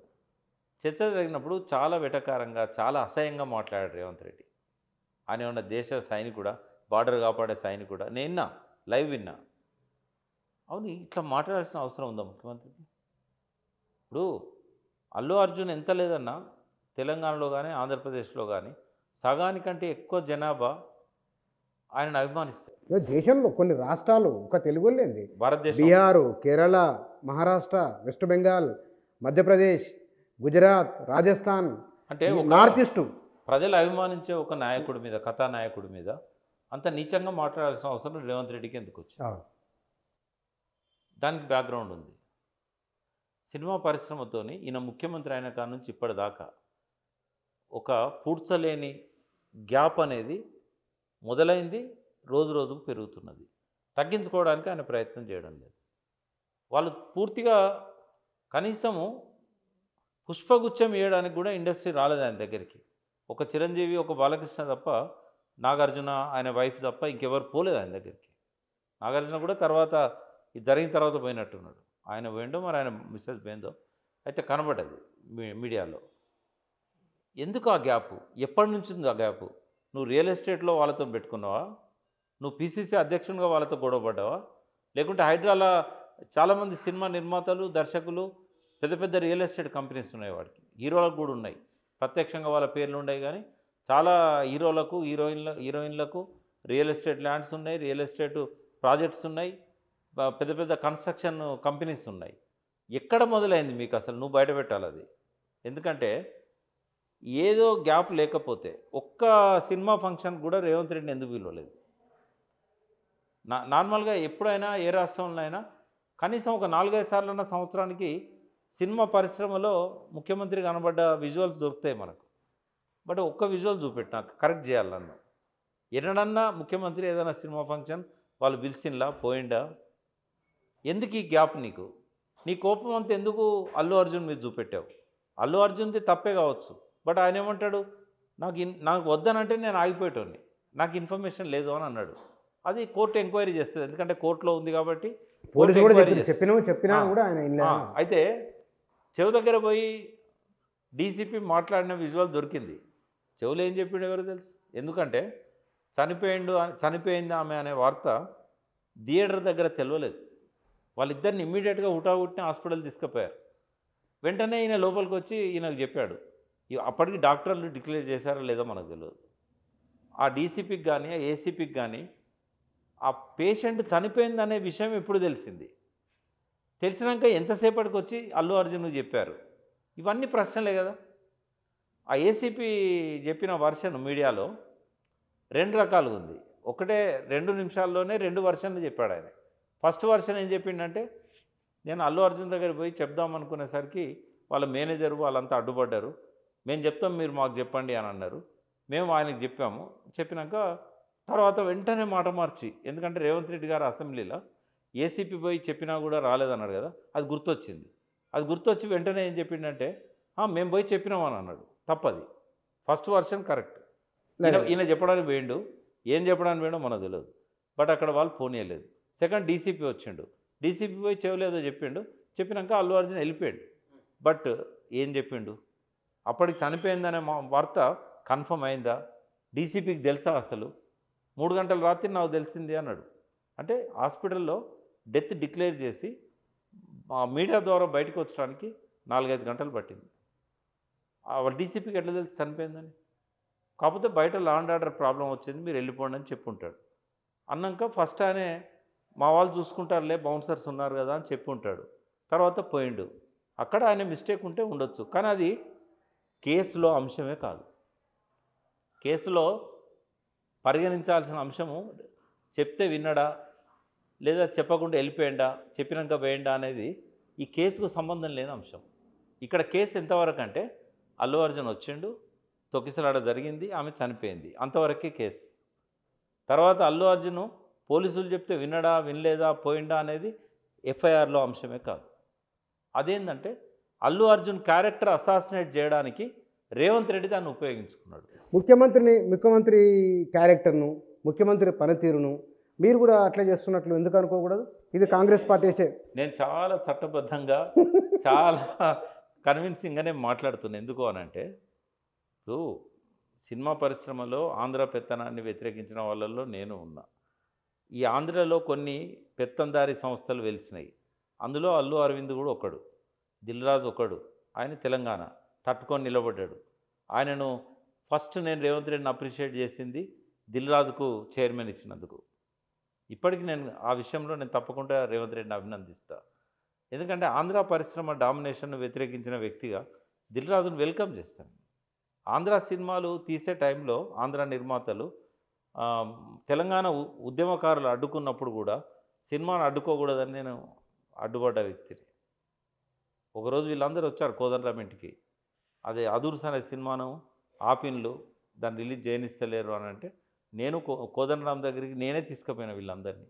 జేఏసీ చైర్మన్గా మీరు ఇంటర్ఫియర్ కండి, మీరు చెప్పండి. అప్పుడు కవిత గారి మీద ఆరోపణలు వచ్చినాయి, డబ్బులు తీసుకొని అదూర్ సినిమా రిలీజ్ చేయించింది తప్పది. కోదండరామ్ గారి దగ్గరికి దిల్ రాజును, ఆ సినిమా నిర్మాతను వాళ్ళందరినీ తీసుకుపోయి సినిమాను ఆపొద్దని చెప్పి కోదండరామ్ గారితో చెప్పించిన నేను. నాకు ఇప్పుడు పరిశ్రమ మీద 2 కోణాలు ఉంటాయి. ఒకటి సినిమాలను అభిమానించే వ్యక్తిగా పవర్ఫుల్ మీడియా సినిమా. కాబట్టి హీరోలను గానీ, వాళ్ళ సినిమాలను గానీ వ్యతిరేకించకూడదు. ఎట్ ది సేమ్ టైం వివక్షను ఏదైతే చూపెడుతుందో తెలంగాణ పట్ల, భాష పట్ల గానీ, తెలంగాణ 24 క్రాఫ్ట్స్‌లో ఉన్న కార్యకర్తల పట్ల గానీ, దర్శకుల పట్ల గానీ, నటుల పట్ల గానీ వివక్షను మాత్రం ఎండగట్టినాం, వ్యతిరేకించినాం. అటువంటి వాళ్ళని కూడా అడ్డుకున్నాం. దేని దానికే ఉండాలి. ఇక్కడ కూడా ఆంధ్రలో అంటే ఆయన ఆంధ్రలో పుట్టిండో, అల్లు అర్జున్ తెలంగాణలో పుట్టిండో నాకు తెలవదు. ఎందుకంటే ఆయన పుట్టే నాటికే ఇక్కడ సినిమా పరిశ్రమలో అల్లు అరవింద్ మద్రాసులో చదువుకున్నాడని కావచ్చు, ఏదైనా కావచ్చు. బట్ ఆ ఫ్యామిలీ ఆంధ్ర ఫ్యామిలీ అయినంత మాత్రాన వాళ్ళ సినిమాలను మనం చూడట్లేదా? ఇప్పుడు ఆ కారణంతో నేను అల్లు అర్జున్‌ని వ్యతిరేకించాలా? రామ్ చరణ్ తేజాన్ని వ్యతిరేకించాలా? ఎందుకంటే నటుల్లో మనం చూసేది నటన. అవును. ఇప్పుడు గొప్ప నటన ప్రదర్శించుడు రామ్ చరణ్ తేజ అని ఆ సినిమాను చూస్తాం మనం.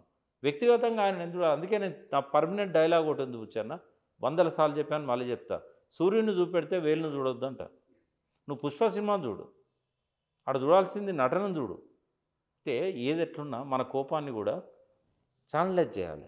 ఇక్కడ అవసరం లేదు అర్జున్ మీద కోపం. ఇక్కడ కోపం ఎవరి మీద రావాలి?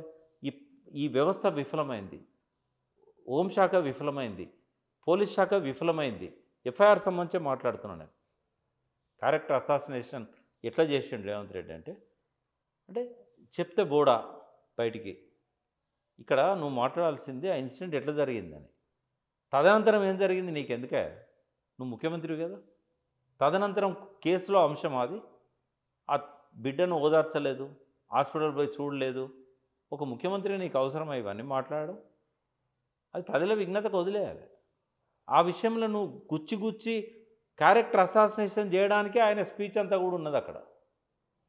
అంతవరకు పోలీస్ వ్యవస్థ ఎందుకు విఫలమైంది అనే దాని మీద ఆయన జవాబుదారీ. బట్ అది చెప్పలే. అది తప్పించుకోవడానికి ఈ చెయ్యి ఊపుకుంటూ వేయండు, పరేడ్ చేసిండు. ఎక్కడ చేసిండు? ఒక డీసీపీ పోయి అన్నాడు, సార్ ఈ జనాలంతా పోవాలంటే మీరు పైకెక్కి ఇట్లా చెయ్యి ఊపండి అని. ఆ డీసీపీ చెప్తే పోయి ఆయన అద్దం దించుకొని పైకెక్కి ఇట్లా అన్నాడు. ఆయన కూడా చెప్పిండు ప్రెస్ మీట్లా, డీసీపీ చెప్తే నేను ఆ ప్రజలను ఇట్లా వేవ్ చేశాను నా హ్యాండ్స్ అని చెప్పేసి. అంటే వాస్తవాలన్నీ పక్కకు పెట్టి తన బాధ్యతను తప్పించుకోవడానికి, బాధ్యత రాహిత్యాన్ని సమర్థించుకోవడానికి తన తప్పులను అల్లు అర్జున్ తప్పుగా చూపెడుతున్నాడు. కానీ ఇప్పుడు అల్లు అర్జున్కు ఫ్యాన్స్ ఒక్క తెలుగులోనే లేరు, దేశమంతున్నారు. ఏ రాష్ట్రంలో జరగనిది క్రౌడు దేశవ్యాప్తంగా అన్ని భాషలు వస్తే అన్ని భాషలు అదే ఉన్న క్రౌడు విపరీతంగా వసూలు వచ్చిన సినిమాకు డౌట్ లేదు అందులో. కానీ ఇక్కడనే జరిగిన ఒక ఘటన కాబట్టి ఈ చర్చ అంతా దీని చుట్టూ తిరుగుతున్నది. దీనికి ముగింపు ఎక్కదంటారు? అంటే ఇట్లాంటివి జరగకూడదంటే ఈ మార్షల్స్ ఉన్నారు కదా, మా మార్షల్స్ అంటాం అసెంబ్లీలో, బయట వీళ్ళని బౌన్సర్స్ వీళ్ళు ప్రైవేట్ వాళ్ళు. ఈ ప్రైవేట్ సైన్యాన్ని వితిన్ ది 4 వాల్స్లో వాళ్ళు పెట్టుకోవచ్చు. కానీ సంధ్యా థియేటర్ లాంటి కాడ బహిరంగంగా పోలీసులకు ప్రత్యామ్నాయంగా వాళ్ళని వాడకూడదు. లా అండ్ ఆర్డర్ మెయింటైన్ చేసేది పోలీస్. వాళ్ళు అక్కడ అల్లు అర్జున్ తప్పు పట్టును. ఎందుకంటే బౌన్సర్స్ పోలీసులను కూడా నెట్టేసిందని పోలీసు చెప్పారు. ఒకవేళ అది నిజమే అయితే అది వాళ్ళ తప్పు అవుతుంది. రెండవది, ఈ ఇన్సిడెంట్ జరిగిన తర్వాతనైనా బౌన్సర్స్ విషయంలో ఆనంద్ గారు అన్నారు, సివి ఆనంద్ అంటే నాకు చాలా అభిమానం. తెలంగాణ ఉద్యమ కాలంలో కూడా ఆయన ఇక్కడ పనిచేశాడు, చాలాసార్లు మమ్మల్ని అరెస్ట్ కూడా చేశాడు. ఆయన తెలంగాణ అనే కదా, ఆయన తెలంగాణ అయినా కూడా ప్రభుత్వ ఆర్డర్స్ని ఇంప్లిమెంట్ చేయడంలో దిట్ట. సో మా ఇద్దరిది వాగ్వివాదంతో మొదలైన పరిచయం. ఎందుకంటే 2002లో ఈ ఎన్నికలు జరిగినాయి, ఏది మున్సిపాలిటీకి, నాయన నరసింహారెడ్డి మేయర్ క్యాండిడేట్. అయితే నేను ఆయన కలిసి ఒక క్యాండిడేట్ని అరెస్ట్ చేస్తే పోయి ఆనంద్తో గొడవపడ్డాం నారాయణగూడ పోలీస్ స్టేషన్లో, డీసీపీ ఉన్నప్పుడు. అంటే ఆయన చట్టాన్ని అమలు చేయడంలో సివి ఆనంద్ పర్ఫెక్ట్ ఉంటాడు. ఆయనే బయట చెప్పాడు, ఈ బౌన్సర్స్ చేయబట్టి ఈ సమస్యలు వచ్చినాయి, వాళ్ళు పోలీసులను కూడా లెక్క చేయకుండా విపరీతంగా నెట్టేశారు. ఆ నెట్టేయడం వల్లనే బహుశా పడిపోయి ఉంటుంది. అయితే దీని నుంచి నేర్చుకోవాల్సిన లెసన్ ఏంది? రేవంత్ రెడ్డి ఫోకస్ చేయాల్సిన అంశం కూడా అదే. అల్లు అర్జున్ కాదు ఫోకస్ చేయాల్సింది. ఈ బౌన్సర్స్ రావడం వల్ల వాళ్ళే కంట్రోల్లోకి తీసుకున్నారు. అది మా వాళ్ళు చేయాల్సిన పని అది. ఇటువంటి భవిష్యత్తులో జరగకూడదంటే బౌన్సర్స్ను వాళ్ళ 4 గోడల మధ్యలోనే ఏ ఫంక్షన్నా పెట్టుకోవాలి. బయటకు వచ్చినప్పుడు ఆ బాధ్యత పోలీసుల మీద ఉంటుంది. ఇద్దరికి ఆ బాధ్యత అప్పచెప్తే ఒకరికొకరు తోసుకుంటారు. అవును. ఇటువంటి అనార్థాలు జరుగుతాయి. కాబట్టి ఒక ఖచ్చితమైన నియంత్రణ ఉమ్. తీసుకురావాలి. బౌన్సర్స్ విషయంలో ఖచ్చితమైన నియంత్రణ తీసుకురావాలి. ఆయన ప్రైవేట్ సైన్యం కానీ, బౌన్సర్స్ కానీ బయట లా అండ్ ఆర్డర్ ఇష్యూ వచ్చినప్పుడు వాళ్ళు అక్కడ ఉండకూడదు. వాళ్ళు పోలీసులకు సహకరించే విధంగా ఉండాలి కానీ Yes. పోలీసులను నెట్టిపడేసి హీరోని లోపలికి పంపే విధంగా ఉండకూడదు. ఇక్కడ ఫస్ట్ రేవంత్ రెడ్డి కనుక తన ప్రభుత్వ వైఫల్యాలను ఒప్పుకొని అప్పుడు అల్లు అర్జున్ మీద ఏ ఆరోపణలు చేసినా కూడా జనం గ్రహించేవాళ్ళు. బట్ తన వైఫల్యాన్ని సమర్థించుకోవడానికి అల్లు అర్జున్ను అలా బలిపశువుం చేయాలని చూస్తున్నాడు. ఒకవేళ ఎఫ్ఐఆర్లో ఆయన పేరు పెట్టినా కూడా చట్టం తన పని తను చేసుకుంటుందని చెప్పొచ్చు కదా. క్యారెక్టర్ అసాసినేషన్ అసెంబ్లీలో ఎందుకు చేశావు? ఆ విజువల్ వేయండి మీరు.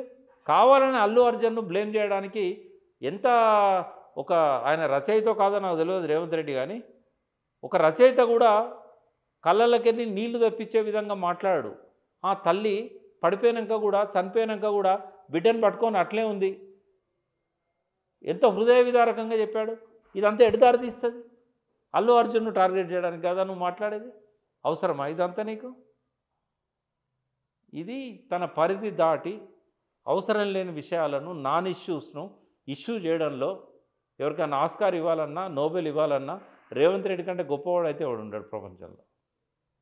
ఇట్లా చేస్తే ఎట్లా అభిమానిస్తాం బుచ్చన్న రేవంత్ రెడ్డిని? ఆయనకు ఆ దేవుడు జ్ఞానం ఇవ్వాలని, మంచిగా తెలంగాణ 4 కాలాల పాటు పరిపాలన చేయాలని, కేసీఆర్ వదిలిపెట్టిన అసంపూర్ణ లక్ష్యాలను పూర్తి చేయాలని, ప్రజల మనసులను గెలుచుకోవాలని కోరుకుంటాం. ఎందుకంటే ఎవరికి రాని ఒక యంగ్ ఏజ్లో గొప్ప అవకాశం ఆయనకు వచ్చింది. బట్ దాన్ని ఆయన దుర్వినియోగం చేస్తున్నాడు, ఉపయోగించుకోవడం లేదు. ఓ థింక్ ట్యాంక్ లేదు, అన్నీ తనే అయిపోయిండు. ఫ్రీడమ్ ఇచ్చిండు కానీ ఎవరిని పని చేసుకొని ఇస్తలేడు. కేసీఆర్ ఏమో ఆ ఫ్రీడమే ఇవ్వలేదు మంత్రులకు. ఈయన ఫ్రీడమ్ ఇచ్చిండు కానీ ఎవరి దగ్గర డబ్బులు పెట్టలేదు. ఎవరు ఏ పని చేయడానికి కూడా అవకాశం లేని విధంగా ఫ్రీడమ్ ఇచ్చాడు. పోయి కలవడం కాదు కదా ఫ్రీడమ్ అంటే. ఒక ఇరిగేషన్ మినిస్టర్ తను అనుకున్న ప్రాజెక్టులకు డబ్బులు పెట్టగలగాలి. ఒక ఫైనాన్స్ మినిస్టరు చాలా కాలంగా పెండింగ్లో ఉన్న బిల్లులు ఇచ్చేటట్టు ఉండాలి.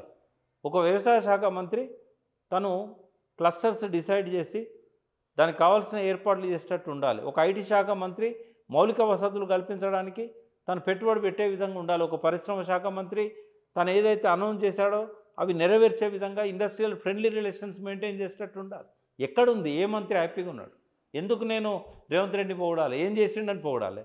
ఈ 1 ఇయర్ పాలనలో గొప్ప విజయాలు ఏమన్నా సాధిస్తే తప్పకుండా ఆయనను కీర్తిస్తుంటివి. కేసీఆర్ వైఫల్యాలను ఎట్లా ఉండగట్టినామో రేవంత్ రెడ్డి విజయాలను కూడా అట్లే మనం ఇక్కడ మాట్లాడుకునే వాళ్ళం. బట్ ఏం విజయాలు ఉన్నాయి చెప్పడానికి ఏమన్నాయా? ఇంపార్షియల్గా ఉంటాను నేను. అట్లా ఒకరికి వ్యతిరేకం ఒకరికి అనుకూలం కాదు.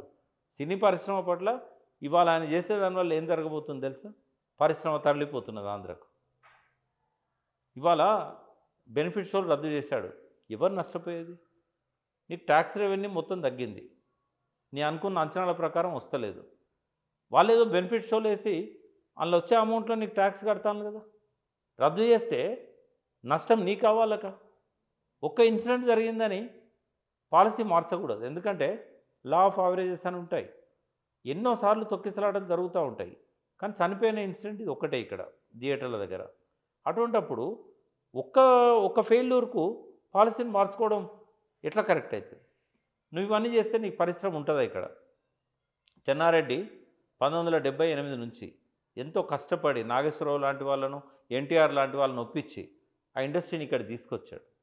ఆ తీసుకొచ్చిన ఇండస్ట్రీని పెరిగేటట్టు చేస్తావా, పోయేటట్టు చేస్తావా? నీ వైషమ్యాలను, నీ విభేదాలను వెంటనే పరిష్కరించుకోవాలి.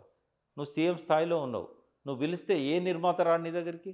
ఏ నిర్మాతల మండలి రాదు, ఏ దర్శకుల మండలి రాదు, మూవీ ఆర్టిస్ట్ అసోసియేషన్ రాదా? కూర్చోబెట్టాలి, సమస్యలను పరిష్కరించాలి, వాళ్ళని ప్రోత్సహించాలి. కేసీఆర్ ఒకటి చేస్తానని చేయలేదు, అది చేయి, నువ్వు గొప్ప పేరు వస్తుంది.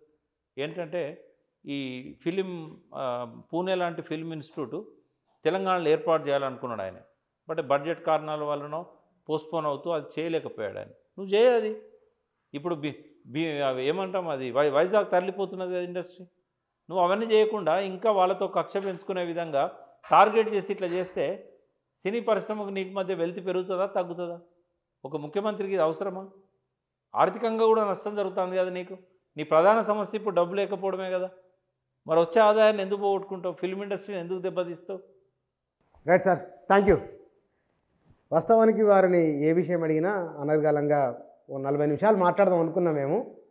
కానీ దీనిపైనే గంట పైన ఆయన మాట్లాడిన దీనిపైన ఇంకా ఉన్నది. సరే, ఈ ఎపిసోడ్ ఇంతవరకు ఈ విషయాలు మాట్లాడడం. దీని తర్వాత ఎటువైపు వెళుతుందో డిస్కషన్ అంతా. నిజంగానే ప్రభుత్వానికి సినీ పరిశ్రమకు మధ్య ఏ వివాదం లేకుండా ఉండాలంటే ఎట్లా ముందుకెళ్ళాలనే అంశం. దీంతో పాటుగా ప్రభుత్వము, సినీ పరిశ్రమ, ప్రేక్షకులు, సినీ పరిశ్రమ కలిసి ప్రయాణిస్తే బాగుంటుంది. విభేదాలు ఏమన్నా వచ్చినా పరిష్కారం చేసుకుంటూ ముందుకు సాగితే మంచిది. Thank you.